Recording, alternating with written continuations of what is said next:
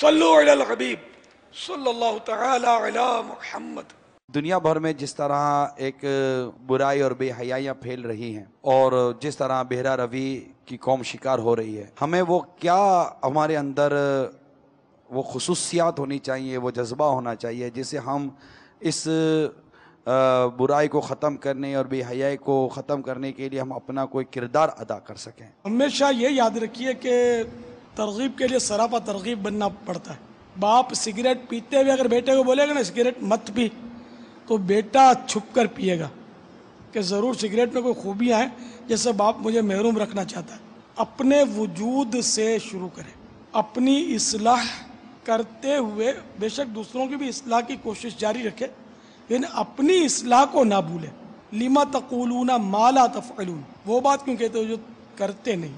ہمارے ہاں بس یہی ہے کہ ہم لوگ دنیا کی مذمت میں بہت لمبے چوڑے بیانات تو کرتے ہیں، یہ دنیا دار ہے، وہ دنیا دار ہے، میرا باپ دنیا دار ہے، میرا بڑا بھائی دنیا دار ہے۔ ہم جب دوسرے کو دنیا دار کہتے ہیں تو اس کا مفہوم مخالف تو یہی سمجھ میں آتا ہے کہ ہم دیندار ہیں، یہ بھائی دوسرے کو دنیا دار کہہ رہے ہیں، اور دنیا دار کی تعریف بھی تو اپنے کو نہیں معلوم نا۔ ایک موٹی سی بات بتاتا ہوں، ایسا کام جو اللہ کی رضا کے لیے نہ کیا جائے وہ دنیا ہے۔